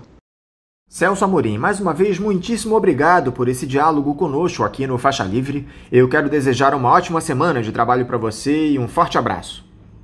Obrigado, felicidades para todos nós, enfrentando essa pandemia e também não só a pandemia da saúde, mas a pandemia política que a gente ainda terá pela frente por algum tempo. Abraço. Conversamos aqui com o diplomata e ex-ministro dos governos Itamar Franco, Lula e Dilma Rousseff, Celso Amorim. Vamos agora a um novo intervalo. Voltaremos daqui a pouquinho. Voltamos a apresentar Faixa Livre. Já voltamos, ouvintes, e agora eu cumprimento o diretor da Associação dos Engenheiros e Técnicos do Sistema Eletrobras, Ícaro Chaves. Ícaro Chaves, bom dia. Bom dia, Anderson. Bom dia a todos os ouvintes do programa. É um prazer estar novamente aqui conversando com vocês. Muito obrigado, Ícaro, por mais uma vez você conversar conosco aqui no Faixa Livre. Ícaro, nós tivemos lá no Amapá, nos últimos dias, esse apagão que atingiu 13 dos 16 municípios do estado, que teve como origem um incêndio em um dos transformadores de propriedade da empresa Gemini Energy, que adquiriu a concessão que era da Isolux Corsan até 2019 para a geração de energia no Amapá. Houve a constatação, por um laudo que foi produzido após o incidente, de que o incêndio nesse trafo sobrecarregou o segundo equipamento, que acabou danificado, e o transformador reserva estava fora de operação há quase um ano. Antes de nós nos debruçarmos sobre alguns aspectos mais específicos, Ícaro, eu gostaria da sua análise para esse episódio muito estranho, para dizer o mínimo, que aconteceu lá no Amapá. Então, Anderson, de fato, estranho o que aconteceu ali na subestação Macapá, de propriedade da LMTE, da Linhas de Macapá Transmissora de Energia, que foi construído e operado durante muito tempo pela Isolux e hoje pertence a essa empresa Gemini. Mas ali o que a gente vê é uma sucessão de erros que levou a essa falha, né? Essa catástrofe que acontece hoje no estado do Amapá. As informações que nós temos são preliminares, né? Passadas pelo pessoal que está lá em Macapá nesse momento e o pessoal que estava no momento do sinistro, elas ainda vão ter que ser confirmadas pela análise oficial da ocorrência que está sendo feita pelo ONS e pela própria ANEEL. Mas as primeiras informações que nós temos são de que, de fato, houve naquele momento uma descarga atmosférica que atingiu a linha de transmissão, né? Não o transformador em si, mas a linha de transmissão. Esse tipo de evento é um evento absolutamente natural. Toda hora está caindo raio em linha de transmissão, e, enfim, isso é normal. Tem equipamentos de proteção, de para-raio. Provavelmente esses equipamentos atuaram, né? As informações que nós temos são de que atuou. Também tem a proteção do próprio relé, né? Que tem um disjuntor que vai desarmar a linha caso haja uma sobrecorrente na linha de transmissão, para que isso não chegue nos equipamentos. Provavelmente o que aconteceu foi que uma pequena descarga, né, uma pequena sobrecarga causada por esse evento atmosférico, que não seria suficiente para danificar um transformador em lugar nenhum, conseguiu danificar esse transformador por conta de um defeito na bucha, né? Isso a própria Polícia Civil já alertou que houve ali, de fato, um dano numa das buchas do transformador que explodiu, né? Mas um evento como esse não deveria acontecer, né? Essas buchas não foram feitas para explodir. E a bucha foi danificada, o que acabou danificando o transformador em si, que chegou a explodir. O outro transformador também teve danos nessas buchas, que fazem a ligação entre a linha e o transformador, mas não chegou a explodir esse transformador, por isso foi possível que a equipe da Eletronorte tenha feito o reparo e colocado o segundo transformador em operação. Ali, o que houve ali foi uma sucessão de negligências, né? Primeiro, essa bucha não deveria ter sido destruída, né? Esse equipamento deveria ter passado por uma manutenção, e é comum que haja manutenção para verificar o estado desse equipamento, assim como o estado do próprio transformador. Aparentemente, é um equipamento de péssima qualidade, as informações que nós temos que é um equipamento de péssima qualidade, um equipamento que não passou por uma manutenção, porque se tivesse passado por uma manutenção adequada, a equipe de manutenção teria observado a fragilidade nesse equipamento. Além disso, o próprio transformador não deveria explodir, um defeito na bucha não pode gerar explosão de um transformador, né? Então, o próprio transformador que explodiu também tinha defeitos, certamente, tinha problemas ali, também tinha problema de manutenção, porque a manutenção é capaz de verificar essas fragilidades, né? E também a falta de um próprio transformador reserva, né? Então, o transformador reserva, como é de conhecimento de todos, ele estava fora de operação desde o fim do ano passado. Então, é como se você estivesse dirigindo um carro ruim, sem fazer manutenção e ainda sem o step, né? Foi essa a negligência que a empresa teve com a instalação dela, que acabou levando toda essa catástrofe, né? Então, ali uma somatória de um projeto mal feito, equipamentos de má qualidade, falta de manutenção e desleixo na operação e no gerenciamento dessa instalação lá em Macapá que levou a essa tragédia que a gente está vendo. Portanto, uma tragédia anunciada, né, e perfeitamente evitável caso não tivesse acontecido tantas negligências assim. O que faz com que uma empresa mantenha um equipamento tão importante como um transformador reserva danificado por tanto tempo, Ícaro? Os custos para manutenção são muito altos? É muito difícil se realizar esse tipo de manutenção? Ou isso vai para a conta da irresponsabilidade mesmo? Olha, não é possível dizer realmente se o tempo foi excessivo ou não, porque a gente não sabe qual era o defeito que tinha esse transformador. Eventualmente é um transformador que tem um defeito tão sério que não seja possível saná-lo.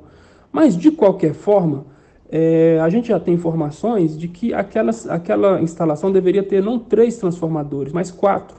Né? A carga de Macapá é de 300 megawatts. Cada um desses transformadores tem 150 megawatts. Então, a gente tem 150 mais 150. Dos 2 transformadores operando são suficientes para manter a capital, porque ela também tem a geração da usina de Coraci Nunes, que fornece mais um pouco de energia. Então, por isso, a cidade de Macapá ainda tem uma pequena folga, né, no seu suprimento. Mas as informações que nós temos foi de que o projeto original era para que houvesse 3 transformadores operando e 1 de reserva, porque tem que ser prevista a ampliação da carga de Macapá, né? É uma cidade que vem crescendo e a carga o consumo de energia vai subir e vai ser preciso fazer ampliação daquela instalação. Agora sim, o equipamento, o 4º transformador nunca foi colocado e o 3º estava em manutenção. A questão não é se a manutenção demorou ou não. A questão é, a empresa não poderia ter deixado aquela instalação sem um equipamento reserva. Então, mesmo que ela tivesse com esse 3º equipamento em manutenção, ela deveria ter providenciado um outro transformador para mantê-lo ali. É a mesma coisa que se você tivesse no seu carro. Você tem seu carro e o seu step fura, você não vai andar com ele furado. Você precisa providenciar o outro enquanto você não consegue recuperar o step original. Então é a mesma coisa que aconteceu ali. Então a negligência foi de manter aquela instalação sem nenhum tipo de reserva. E isso não tem outra explicação a não ser negligência. A empresa deveria ter feito isso, ela tem obrigação de fazer isso e não poderia ter deixado a população sem essa reserva, até porque o estado do Amapá, por estar no fim da linha do sistema interligado nacional, é extremamente vulnerável. Então, não há uma linha backup para o estado. Se essa subestação falha, como a gente vê, não há outro caminho por onde a energia possa fluir. Por isso, o estado fica praticamente todo no escuro, que é o que nós estamos vendo. Então, não há outra explicação. Agora, por que se falou primeiro em raio, Ícaro, se não havia qualquer sinal de que uma descarga elétrica havia atravessado o equipamento? Eu sou eletrotécnico, além de jornalista, e nós sabemos bem que uma das primeiras coisas que se faz em uma situação como essa é a verificação do sistema de aterramento do transformador e o do para-raio. Esse segundo estaria intacto, de acordo com o laudo. Será que havia o interesse de se minimizar a responsabilidade da empresa, Ícaro, colocando a culpa em um evento da natureza quando o problema era de manutenção do equipamento? Então, Anderson, ali de fato não houve raio sobre o transformador, isso é fato, essa perícia já constatou. O mais provável, e que as informações que nós temos de campo, é que tenha caído algum raio na linha. A própria linha também tem para-raio, mas de qualquer forma, o que houve ali foi provavelmente, né, uma oscilação de corrente nessa linha que acabou chegando na bucha de baixa tensão, de 69, né? Que é um transformador rebaixador, ele passa a tensão de 230 kV para 69 kV. Então houve essa pequena oscilação, um transiente, né? Isso é normal. Toda vez que você tem descargas atmosféricas, você tem um pequeno transiente que vai circular ainda pela linha. Esse pequeno transiente, na pior das hipóteses, ele vai atuar a proteção do equipamento e você vai ter um desligamento da linha, né, uma falta de energia, mas que logo vai ser recomposto. Isso acontece o tempo todo, a gente vê isso acontecendo o tempo todo. Às vezes cai um raio perto e você tem o desligamento de uma linha. Inclusive nas casas das pessoas a gente percebe isso, mas rapidamente ela volta, por causa dessa atuação da proteção. O que houve ali provavelmente foi que essa descarga atmosférica, porque de fato estava chovendo bastante na hora, essa descarga atmosférica que aconteceu foi uma descarga tão pequena que não foi capaz nem de sensibilizar a proteção.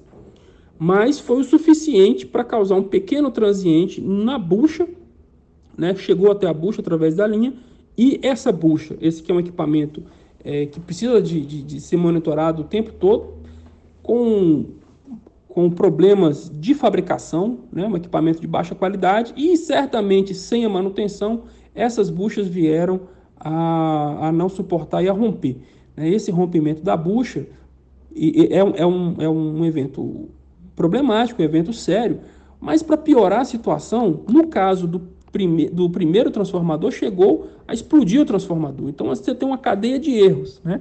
Então, uma bucha que não suportou um pequeno transiente de energia, vamos dizer assim, uma pequena sobrecarga, e veio a romper, veio a explodir. E a explosão dessa bucha causou a explosão do próprio transformador. Isso não é absolutamente comum acontecer.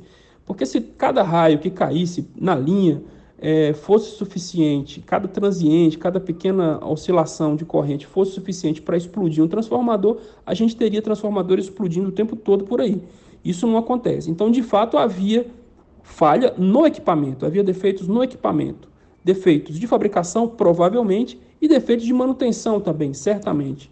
Então, o mais provável é que tenha acontecido isso. Então, a causa da falha certamente não foi raio. A causa da falha foi má qualidade do equipamento e uma manutenção negligente. Eu queria que você explicasse, Ícaro, para os nossos ouvintes, como se dá esse processo de geração e distribuição de energia lá no Amapá.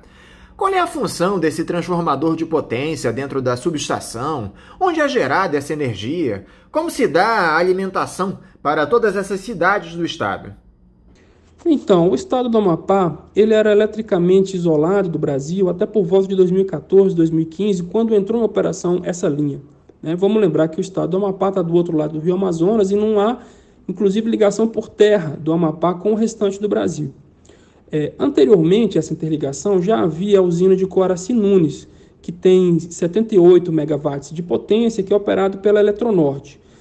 Depois foram construídas outras usinas, E também tinha uma usina térmica no município de Santana, que fica ali próximo de Macapá, que supria a energia para o estado do Amapá. O que aconteceu?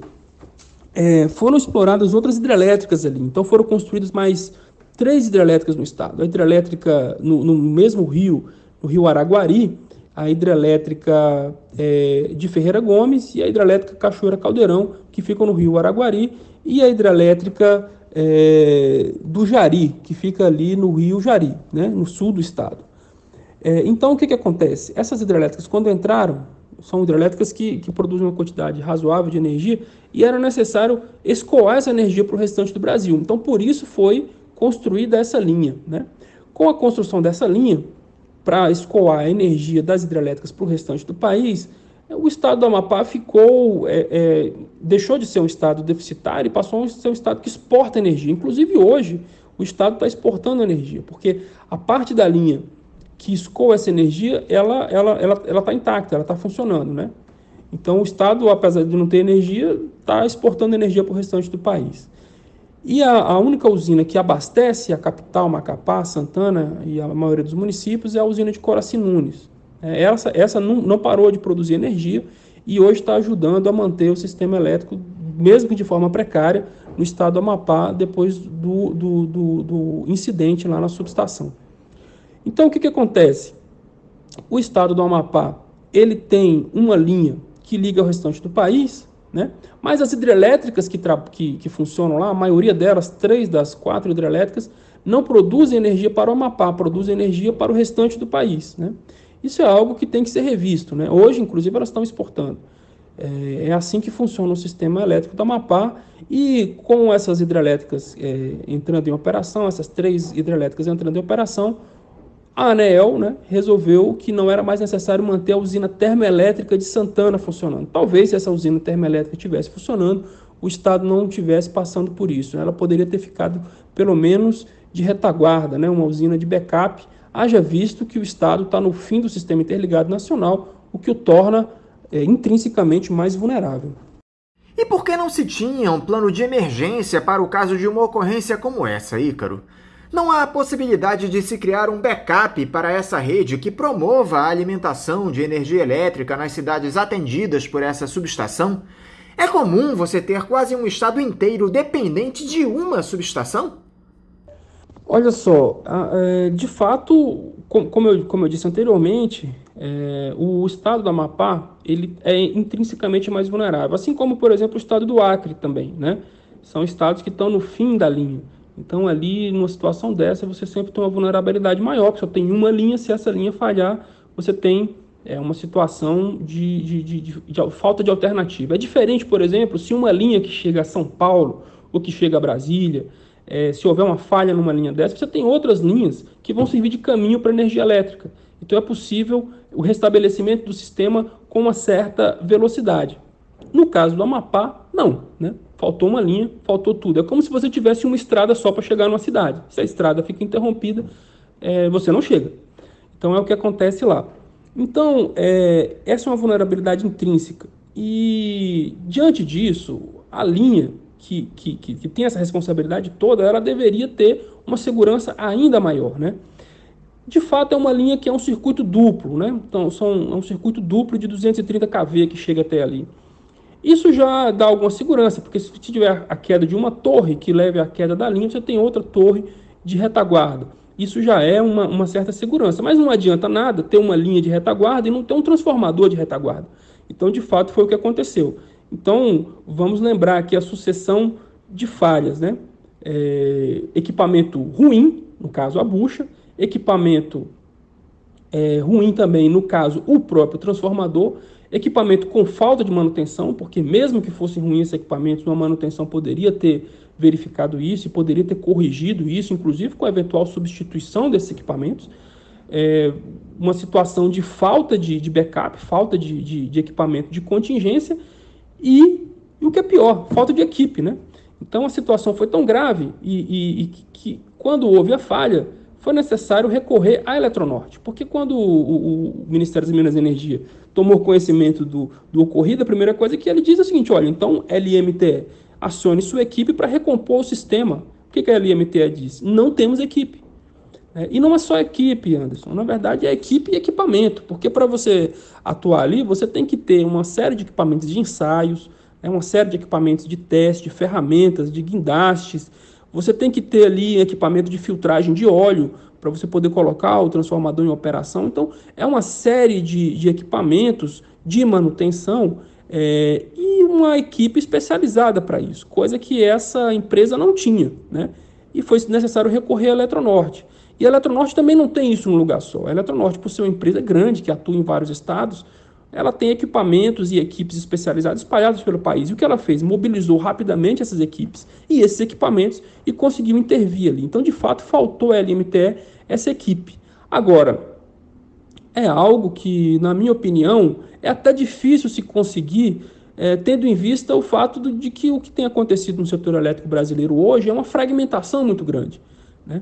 A Eletronorte é uma empresa que atua em vários estados, é uma empresa que tem diversas linhas de transmissão, diversas subestações, usinas, então ela tem escala, ela consegue manter equipes grandes, ainda que não sejam equipes grandes em todos os estados, ela tem equipes grandes espalhadas, então consegue rapidamente mobilizar essa equipe, mobilizar equipamentos para intervir.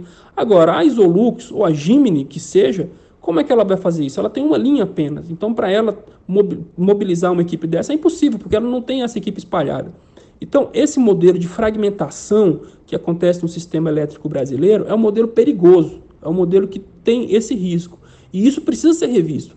É importante que nós tenhamos empresas grandes, empresas fortes e, de preferência, empresas que não tenham lucro como principal objetivo.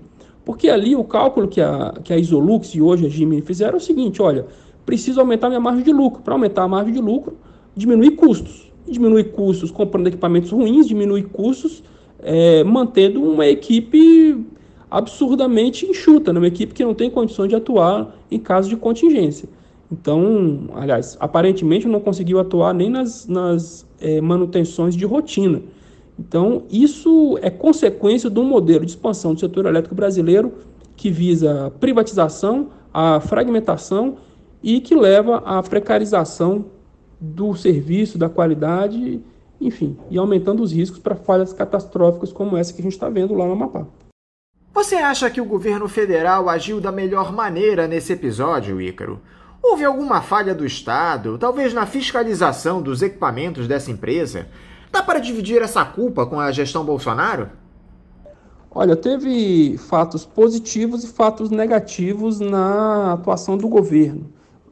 Primeiramente, analisando a ocorrência em si, o sinistro em si.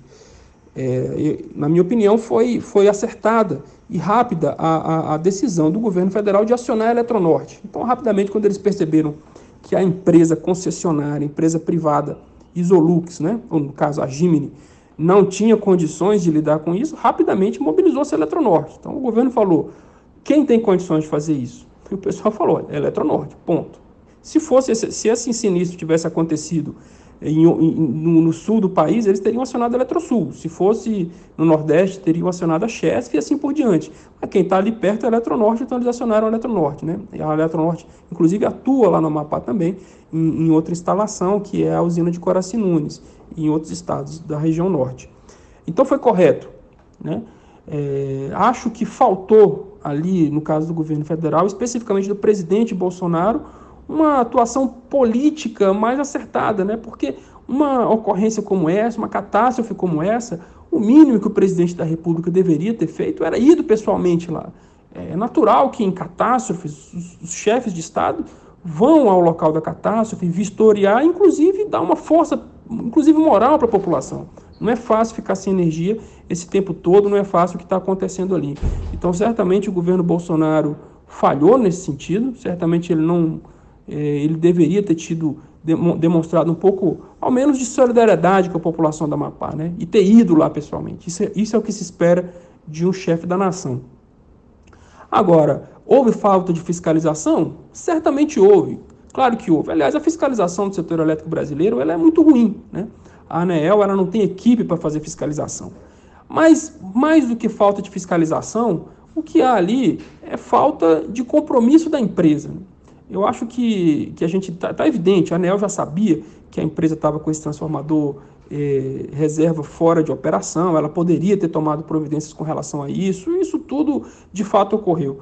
Mas o principal problema ali é que tem uma empresa que tem uma responsabilidade enorme e que não tem condições de fazer isso, né? Não tomou as providências cabíveis para economizar, para aumentar a sua margem de lucro. Então, há falhas do governo Bolsonaro, sim, tanto com relação ao episódio em si, quanto com relação às condições prévias que levaram a esse episódio. Esperamos que sirva de lição, né? Não só para melhorar a fiscalização disso, mas também para alterar o modelo de expansão, de operação do sistema elétrico brasileiro, que com essa privatização desenfreada que tem acontecido, com essa expansão com empresas privadas, está ficando cada vez mais vulnerável e cada vez mais falhas desse tipo têm ocorrido em vários estados do país. Mais uma vez fica provado, Ícaro, que a iniciativa privada não é capaz de oferecer serviços de qualidade para a população. Tanto que quem teve de ir ao Amapá para resolver o problema foi a Eletronorte, empresa do sistema Eletrobras. Olha, Anderson, a iniciativa privada ela é muito eficiente para muita coisa. Disso eu não tenho dúvida, né? Principalmente para gerar lucro. A iniciativa privada é muito boa para gerar lucro. Então, não há que se demonizar a iniciativa privada. O problema é que, no caso do setor elétrico, as coisas são um pouco mais complicadas, né? Você está lidando com um setor que é estratégico e está lidando com um serviço que é essencial para a vida das pessoas. Então, você não está falando de uma fábrica de pipoca, uma fábrica de chocolate. Você está falando de uma cadeia que produz, transmite e distribui um bem que é essencial para a vida das pessoas. Então, você veja como que é a situação, né? Às vezes, a gente só se dá conta da importância da energia elétrica quando ela falta, que é exatamente o que está acontecendo no Amapá. Então, faltar energia não é só você não poder assistir televisão, não é só você não poder ligar a lâmpada de casa. Faltar energia é você perder os alimentos que estão na sua geladeira. Faltar energia são os empresários perdendo seus estoques, os comerciantes perdendo seus estoques. Então, imagina o prejuízo dos comerciantes ali do Amapá com esse apagão. Faltar energia é você não ter iluminação nas ruas, né? Então, você aumenta a insegurança pública. Faltar energia é você não conseguir nem o abastecimento de água, porque as pessoas às vezes se esquecem que para poder fazer o tratamento e o bombeamento da água é preciso energia elétrica. Então, você não está lidando com um bem qualquer. Por isso que a energia elétrica não pode ser vista como uma indústria qualquer, né? Então é uma indústria especial. E nesse caso, a incompatibilidade que existe entre o setor privado e o setor elétrico é porque o objetivo do setor privado é lucro, é maximizar os lucros. E o caso do Amapá é pedagógico.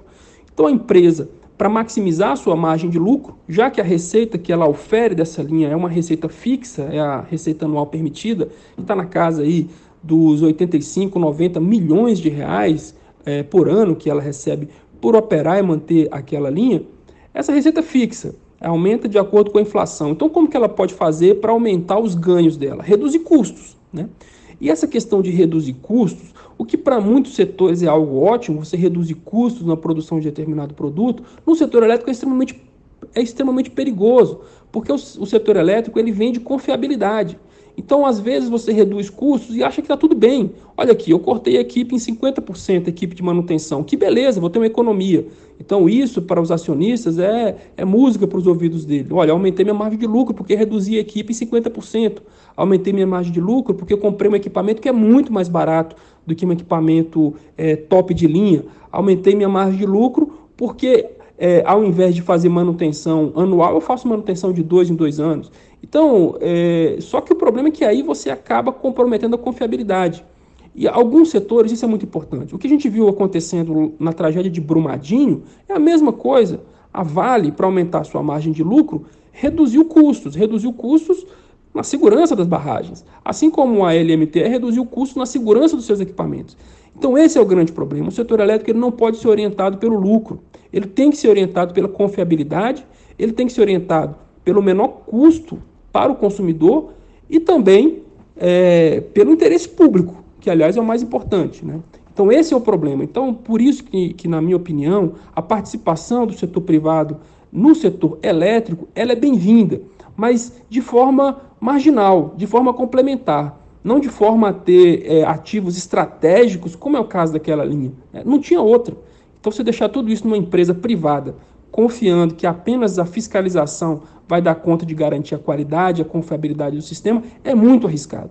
Então, a gente acha que a participação do setor privado pode acontecer, sim, em energias renováveis, energia solar, energia eólica. Isso é importante. Agora, aqueles equipamentos estratégicos, eles têm que ser tratados com muito cuidado, e nunca tendo lucro como principal parâmetro. Eu acho que essa é a grande lição que a gente precisa tirar dessa e de outras tragédias que nós temos visto no país. Como não poderia deixar de ser, Ícaro, esse episódio gerou enorme reação, não só na sociedade civil, como também no Congresso. Já há muita pressão sobre os parlamentares contra a privatização da Eletrobras. Você acredita que essa tragédia será capaz de mostrar a importância de se manter a Eletrobras como uma empresa estatal, Ícaro? É hora de se enterrar definitivamente essa proposta insana de venda da companhia?